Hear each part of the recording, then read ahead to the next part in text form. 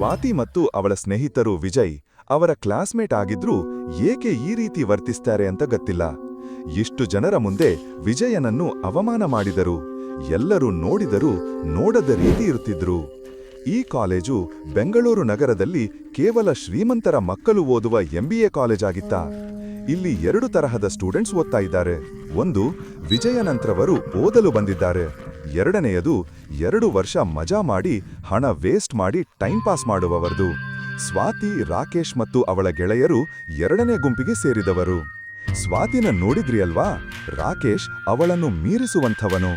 ಅವನು ಕೋಟ್ಯಧಿಪತಿಯ ಏಕೈಕ ಮಗ. ಕಾಲೇಜಿನ heart throb, body builder, rock singer, social media influencer ಮತ್ತು ಪ್ಲೇ ಬಾಯ್. ವಿಜಯ್ ಸ್ಕಾಲರ್ಶಿಪ್ ಮೇಲೆ ಕಾಲೇಜಿಗೆ ಬಂದಿದ್ದ. ಆದರೆ ಈ ಕಾಲೇಜ್ ವಿಜಯನ ನಿರೀಕ್ಷೆಗಿಂತ ತುಂಬಾ ವಿಭಿನ್ನವಾಗಿತ್ತು. ಕಾಲೇಜಿನ ಹಾಸ್ಟೆಲ್ನಲ್ಲೂ ಸಹ ಕಷ್ಟಪಟ್ಟು ರೂಮ್ ಸಿಕ್ಕಿತ್ತು. ಕ್ಲಾಸಸ್ ಆದ್ಮೇಲೆ ಪಾರ್ಟ್ ಟೈಮ್ ಕೆಲಸದಿಂದ ಬದುಕನ್ನು ಸಾಗಿಸ್ತಿದ್ದ. ಶಶಿ ಮತ್ತು ಮಾನಸಾನಂತಹ ಕೆಲವೇ ಮಂದಿ ಹೊರತುಪಡಿಸಿ ಯಾರೂ ಅವನ ಜೊತೆ ಸೇರುತ್ತಾ ಇರಲಿಲ್ಲ. ಇಂತಹ ಕಠಿಣ ಸಮಯದಲ್ಲೇ ಕಾಜಲ್ ಅವನ ಜೀವನದಲ್ಲಿ ಬಂದಳು. ಅವಳು ಎಲ್ಲರೊಂದಿಗೆ ಮಮತೆ ಹಾಗೂ ಪ್ರೀತಿಯಿಂದ ವರ್ತಿಸುತ್ತಿದ್ದವಳಲ್ಲ. ಆದರೂ ವಿಜಯನನ್ನು ಕಂಡಲೇ ಏಕೆ ಅವಳಿಗೆ ಇಷ್ಟ ಆಯ್ತೋ ಗೊತ್ತಿಲ್ಲ. ಅದರಿಂದ ಅವಳಿಗೆ ಏನಾದ್ರೂ ಲಾಭ ಇದ್ಯಾ? ಇದು ವಿಜಯನಿಗೆ ತಡವಾಗಿ ಅರ್ಥವಾಯಿತು. ಏನ್ ಮಾಡ್ತಾ ಇದ್ಯಾ ನೀನು? ಯಾರೇನ್ ಮಾಡಿದ್ರು ನೀನ್ ಸುಮ್ಮನೆ ಇರ್ತೀಯ. ನೀನ್ ಏನೂ ಹೇಳಲ್ಲ, ನಮಗೂ ಹೇಳಕ್ ಬಿಡಲ್ಲ. ನನ್ನ ಜೊತೆ ಮಾತನಾಡೋದು ನೀವು ಇಬ್ಬರೂ ಮಾತ್ರ. ಅದಕ್ಕಾಗಿ ಎಲ್ಲರೂ ನಿಮ್ಮನ್ನ ದ್ವೇಷಿಸುತ್ತಿದ್ದಾರೆ. ನನ್ನಿಂದ ನೀವು ಕಷ್ಟಕ್ಕೆ ಸಿಲುಕಬೇಡಿ. ನಾನು ಎಲ್ಲವನ್ನೂ ಸಹಿಸಿಕೊಳ್ಳುತ್ತೇನೆ. ಮಾರ್ನಿಂಗಿಂದ ಹೀಗೆ ಏಕಿದ್ಯಾ? ಕಾಜಲ್ ಜೊತೆ ಏನಾದ್ರೂ ಜಗಳ ಆಯ್ತಾ? ವಿಜಯ್ ಕಾಜಲ್ಗೆ ತನ್ನಿಂದ ಏನೂ ತೊಂದರೆ ಆಗಬಾರದು ಅಂತ ಯಾವುದೋ ಸತ್ಯವನ್ನು ತನ್ನ ಮನಸ್ಸಲ್ಲೇ ಇಟ್ಟುಕೊಂಡಿದ್ದಾನೆ. ಅದನ್ನು ತನ್ನ ಸ್ನೇಹಿತೆ ಶಶಿಗೂ ಸಹ ಏಕೆ ಹೇಳಲಿಲ್ಲ?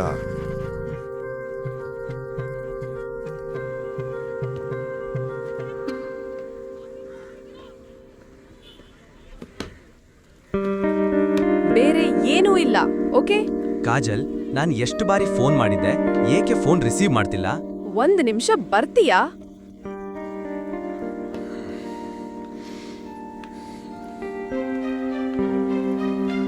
ಎಷ್ಟು ಬಾರಿ ಫೋನ್ ಮಾಡಿದ್ದೆ, ಏಕೆ ಫೋನ್ ರಿಸೀವ್ ಮಾಡ್ತಿಲ್ಲ? ಏನ್ ಹೇಳ್ತಿದ್ಯಾ? ನನ್ ಜೊತೆ ಹೀಗೆ ಮಾತನಾಡೋ ಧೈರ್ಯ ಎಲ್ಲಿಂದ ಬಂತು ನಿನಗೆ? ತಗೋ ನಿನ್ನ ಡಬ್ಬಾ ಫೋನ್. ಕಾಜಲ್, ಏನ್ ಮಾಡ್ತಾ ಇದ್ಯಾ ನೀನು? ನೀನು ಮೊದಲು ಈ ರೀತಿ ಇರ್ಲಿಲ್ಲ. ಹೌದು, ಈಗ ನಾನು ಹೀಗಿರೋದು. ನಿನ್ನ ಡಬ್ಬಾ ಫೋನ್ ಬೇಡ ನನಗೆ. 10-15 ಬಾರಿ ಒತ್ತಿದ್ರೇನೆ ಆನ್ ಆಗೋದು ಇದು. ಅಂದ್ರೆ ರಾಕೇಶಿಂದನಾ? ನಿನ್ನೆ ರಾತ್ರಿ ನೀನು ರಾಕೇಶ್ ಜೊತೆ ರೂಮ್ ಬುಕ್ ಮಾಡಿದ್ದು ಇದಕ್ಕೆ ಕಾರಣನಾ? ನಾನು ನಿನಗೆ ಹೇಳಿದ್ದೆಲ್ಲ ಮರೆತು ನೀನು ನಾನೇನೋ ಇಲ್ಲ ಅಂತ ಹಿಂಜರಿತೀಯಾ? ನಾನ್ ಹೇಳಿದ್ದೆ ಅಲ್ವಾ, ನಾನ್ ನನ್ ಬರ್ತ್ಡೇ ಸೆಲೆಬ್ರೇಟ್ ಮಾಡೋಕ್ ಹೋಗ್ತೀನಿ ಅಂತ. 1 ನಿಮಿಷ ಆದ್ರೂ ನನ್ ಪಾಡಿಗೆ ನನ್ ಬಿಡು. 1 ನಿಮಿಷ? ನೀನು ಇಷ್ಟು ಬೇಗ ಹೇಗ್ ಬದ್ಲಾದೆ? ಪ್ರಯಾರಿಟೀಸ್ಗೆ ತಕ್ಕಂತೆ ನಾವು ಬದಲಾಗ್ಬೇಕು. ಅದು ನಿಂಗೆ ಅರ್ಥ ಆಗಲ್ಲ ಅಂದ್ರೆ ನಾನ್ ಏನ್ ಮಾಡ್ಲಿ? ಪ್ರಯಾರಿಟೀಸ್ ರಾಕೇಶಿಂದ ಬದ್ಲಾಯ್ತಾ? ಮೊದಲು ರಾಕೇಶ್ ನಿನ್ ಹಿಂದೆ ಬರ್ತಾ ಇದ್ರು, ಕೇರೆ ಅಂತ ಇರ್ಲಿಲ್ಲ. ಆದ್ರೆ ಈವಾಗ ನೀನೊಬ್ಬ ಇಡಿಯಟ್. ಇನ್ನು ಅರ್ಥ ಆಗಿಲ್ವಾ? ನಾನ್ ಅಷ್ಟು ಸುಲಭವಾಗಿ ಯಾರಿಗೂ ಸಿಗಲ್ಲ. ನಿನ್ನಂತವನ ಜೊತೆ ಇದ್ರೆ ಅವನ ಈಗೋ ಹರ್ಟ್ ಆಗಿ ಅವನಾಗಿಯೇ ನನ್ನ ಹಿಂದೆ ಬರ್ತಾನೆ ಅಂತ ಹೀಗೆ ಮಾಡಿದ್ದು. ಏಕೆಂದ್ರೆ ಕಾಜಲ್ ಅಷ್ಟು ಸ್ಪೆಷಲ್. ಸರಿ, ನನಗೆ ಈಗ ರಾಕೇಶ್ ಜೊತೆ ಲಂಚ್ ಡೇಟ್ ಇದೆ. ಸಿ ಯು, ಬಾಯ್.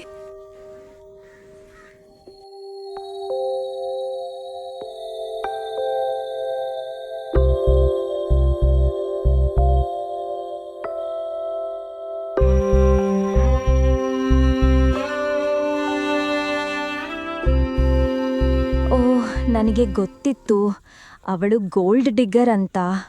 ಇದು ಇದೇ ಥರ ಎಂಡ್ ಆಗತ್ತೆ ಅಂತ ನಾನು ಅನ್ಕೋತಾ ಇದ್ದೆ. ನಾನು ಅವಳನ್ನು ಹೀಗೆ ಬಿಡಕ್ಕಾಗಲ್ಲ ಮಾನಸ.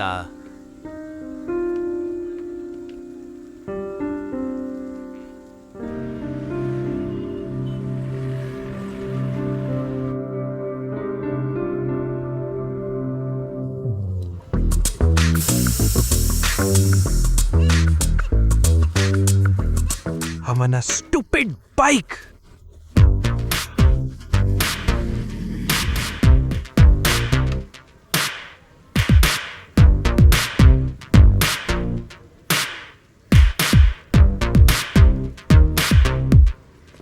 ಯಾರಿವನು?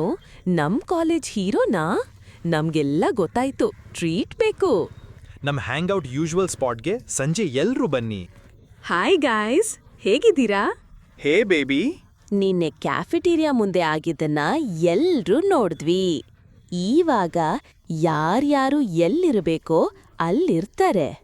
ನಮ್ಗನ್ಸಿತ್ತು ಕಾಜಲ್ನ ಜೀವನ ಅವನ್ ಜೊತೆ ಹೇಗೆ ಅಂತ. ಏನ್ ಹೇಳ್ತಾ ಇದ್ದೀರಾ ನೀವು? ನಾನ್ ಅಷ್ಟು ದಡ್ಡಿನಾ? ಸ್ವಲ್ಪ ಫ್ರೆಂಡ್ಲಿ ಆಗಿದ್ರೆ ಅದನ್ನೇ ಅವನು ಪ್ರೀತಿ ಅನ್ಕೊಂಡ್ರೆ ನಾನೇನ್ ಮಾಡ್ಲಿ? ಏನ್ ಹೇಳ್ತಾ ಇದೀಯಾ ಕಾಜಲ್? ಏನೋ ಏನಾದ್ರೂ ಹೇಳಿದೀಯಾ? ನಾನ್ ನಿನ್ನ ಮಾತಾಡಿಸಿದರ ಮಾತ್ರ ಮಾತಾಡು. ಯಾವಾಗ್ಲೂ ಸೈಲೆಂಟ್ ಆಗಿರ್ತಾ ಇದ್ದ ವಿಜಯ್ ಮೊದಲ ಬಾರಿಗೆ ಗಟ್ಟಿ ಧ್ವನಿಯಲ್ಲಿ ಮಾತಾಡಿದ. ರಾಕೇಶ್ ಸೇರಿ ಎಲ್ಲರಿಗೂ ಶಾಕ್ ಆಯ್ತು. ಎಲ್ಲರೂ ನಿಂತ ಜಾಗದಲ್ಲೇ ನಿಂತಿದ್ರು. ಕಾಜಲ್, ನಾನು ಇಷ್ಟು ದಿನ ನಿನಗಾಗಿ ಬದುಕಿಲ್ಲವಾ? ಹೇಳು ಹೇಳು.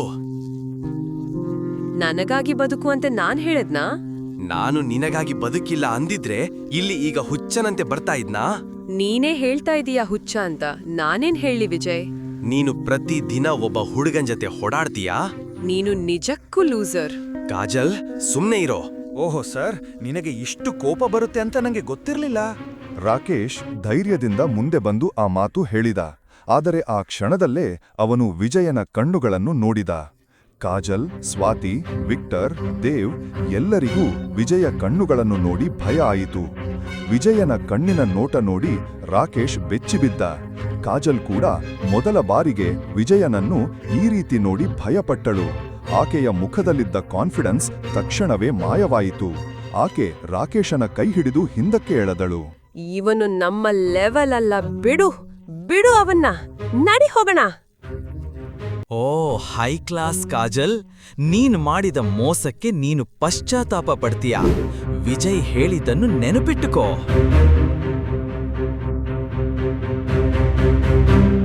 ಸಾಕು ಬಿಡು, ಇಲ್ಲಿ ಸುಮ್ನೆ ದೊಡ್ಡ ಶೋ ಕೊಡೋ ಅವಶ್ಯಕತೆ ಇಲ್ಲ.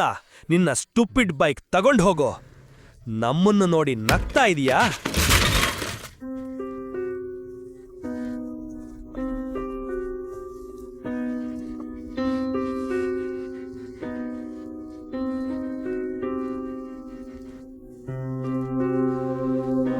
ನಿಮ್ಗೆ ಸಮಾಧಾನ ಆಯ್ತಾ ಅಥವಾ ಇನ್ನೂ ಆಗಿಲ್ವಾ? ಮುಗಿದಿದ್ರೆ ನಾನು ಹೋಗ್ತೀನಿ. ಅವನ ಮುಖ ನೋಡಿದ್ರೆ ಗೊತ್ತಾಗಲ್ವಾ? ಇನ್ನೂ ಮುಗಿದಿಲ್ಲ, ತುಂಬಾ ಬಾಕಿ ಇದೆ. ಸ್ವಾತಿ, ನಿನ್ನಪ್ಪ ಬರ್ತಾ ಇದ್ದಾರೆ. ಅಶೋಕ್ ಸರ್. ಅಶೋಕ್ ಸ್ವಾತಿ ತಂದೆ. ಇಡೀ ನಗರಕ್ಕೆ ದೊಡ್ಡ ಬಿಸ್ನೆಸ್ ಟೈಕೂನ್. ಪ್ಲಾಂಟಿನ ಸಿಟಿ ಬ್ಯಾಂಕ್ನಲ್ಲಿ ಅಕೌಂಟ್ ಇದ್ದ ಏಕೈಕ ಬಿಸ್ನೆಸ್ ಮ್ಯಾನ್. ಅಲ್ಲಿ ಕೋಟ್ಯಾಧಿಪತಿಗಳು ಮಾತ್ರ ಅಕೌಂಟ್ ಹೋಲ್ಡರ್ಸ್. ರಾಜಕಾರಣಿಗಳಿಂದ ಹಿಡಿದು ಪೊಲೀಸರ ತನಕ ಈ ನಗರದಲ್ಲಿ ಎಲ್ಲರೂ ಅಶೋಕನ ಮಾತಿಗೆ ಕಿವಿಗೊಡುತ್ತಿದ್ದರು. ಆದರೆ ಅವನಿಗೊಂದು ವೀಕ್ನೆಸ್ ಇತ್ತು. ಅದು ಅವನ ಮಗಳು ಸ್ವಾತಿ. ನಮ್ಗೂ ಅಶೋಕ್ ಸರ್ ಪರಿಚಯ ಮಾಡಿಸ್ತೀಯಾ? ಬೇಗ ಹೇಳು ಪ್ಲೀಸ್. ಟೈಮ್ ಬಂದಾಗ ಎಲ್ಲರಿಗೂ ಪರಿಚಯ ಮಾಡಿಸ್ತೀನಿ. ನೀನ್ ಯಾವಾಗ್ಲೂ ಅದೇ ಮಾತು ಹೇಳ್ತೀಯಾ. ಬಾಯ್.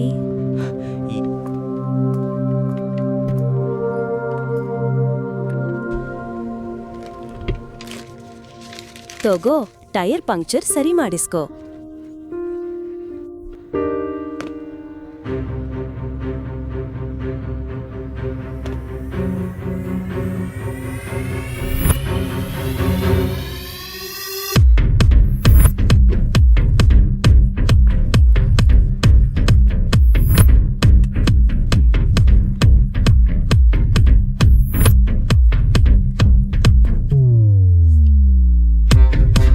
ಎಲ್ಲರಿಗೂ ಒಂದು ಕ್ಷಣ ಸಿಡಿಲು ಬಡಿದಂತೆ ಆಯಿತು.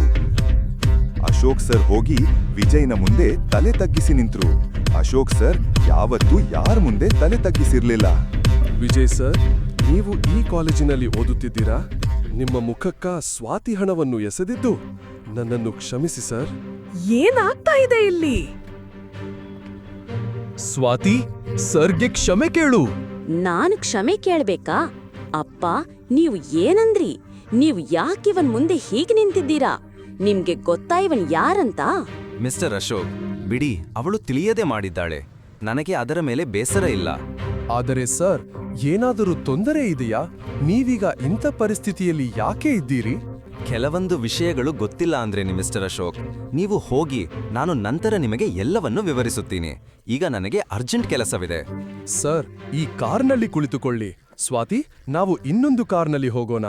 ಸರ್, ಈ ಬೈಕ್ ಎಲ್ಲಿ ಡೆಲಿವರ್ ಮಾಡೋದು ಹೇಳಿ, ನಾನು ಕಳಿಸುತ್ತೀನಿ. ದಯವಿಟ್ಟು ಕಾರ್ನಲ್ಲಿ ಬನ್ನಿ. ಅಪ್ಪ, ನೀವ್ ಏನ್ ಮಾಡ್ತಾ ಇದ್ದೀರಾ? ನನ್ನ ಸ್ನೇಹಿತರ ಮುಂದೆ ನನ್ನನ್ನು ಅವಮಾನ ಮಾಡ್ಬೇಡಿ. ಅವನು ನನಗಿಂತ ಹೆಚ್ಚು ಅದ್ನಾ ನಿಮ್ಗೆ? ಇದನ್ನೆಲ್ಲ ನೋಡಿ ಅಲ್ಲಿದ್ದವರಿಗೆ ಶಾಕ್ ಆಯಿತು. ಅಶೋಕ್ ಅಂತವರು ಇಷ್ಟು ಗೌರವದಿಂದ ಮಾತಾಡುತ್ತಿದ್ದಾರೆ ಅಂದ್ರೆ ವಿಜಯ್ ಸಾಮಾನ್ಯ ವ್ಯಕ್ತಿಯಲ್ಲ. ಮಿಸ್ಟರ್ ಅಶೋಕ್, ನೀವು ಸ್ವಾತಿ ಕಾರ್ನಲ್ಲಿ ಹೋಗಿ. ನಾನ್ ನನ್ನ ಕೆಲಸ ನೋಡಿಕೊಳ್ತೇನೆ. ನಾನು ರಿಕ್ವೆಸ್ಟ್ ಮಾಡ್ತಾ ಇಲ್ಲ, ಇದು ಆರ್ಡರ್. ಸ್ವಾತಿ ಮತ್ತು ಅಲ್ಲಿದ್ದ ಎಲ್ಲರ ಮನಸ್ಸಿನಲ್ಲಿ ಒಂದೇ ಪ್ರಶ್ನೆ, ವಿಜಯ್ ಯಾರು?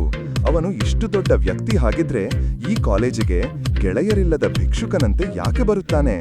ಅಶೋಕನಂತವನು ಕೂಡ ವಿಜಯನಿಗೆ ಭಯಪಡುವಂಥವನಾದ್ರೆ ಅವನಿಗೆ ಈವರೆಗೂ ಅವಮಾನ ಮಾಡಿದವರ ಕಥೆ ಏನಾಗುತ್ತೆ?